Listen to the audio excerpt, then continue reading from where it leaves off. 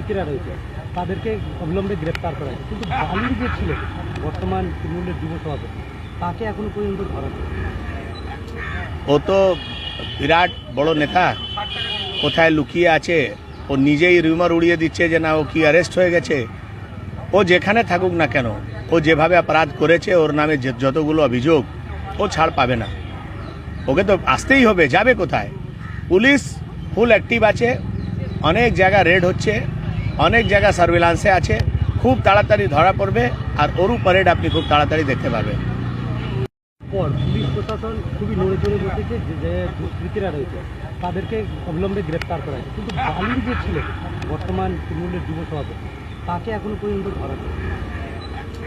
ও তো বিরাট বড় নেতা, কোথায় লুকিয়ে আছে ও নিজেই রিউমার উড়িয়ে দিচ্ছে যে না ও কি অ্যারেস্ট হয়ে গেছে।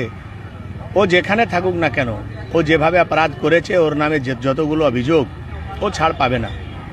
ওকে তো আসতেই হবে, যাবে কোথায়?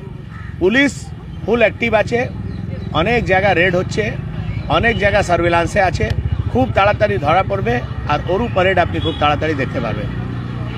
পর পুলিশ প্রশাসন খুবই নড়ে চড়ে বসেছে যে দুষ্কৃতীরা রয়েছে তাদেরকে অবিলম্বে গ্রেপ্তার করা হয়েছে, কিন্তু বালির যে ছিল বর্তমান তৃণমূলের যুব সভাপতি তাকে এখনো পর্যন্ত ধরা যায়নি।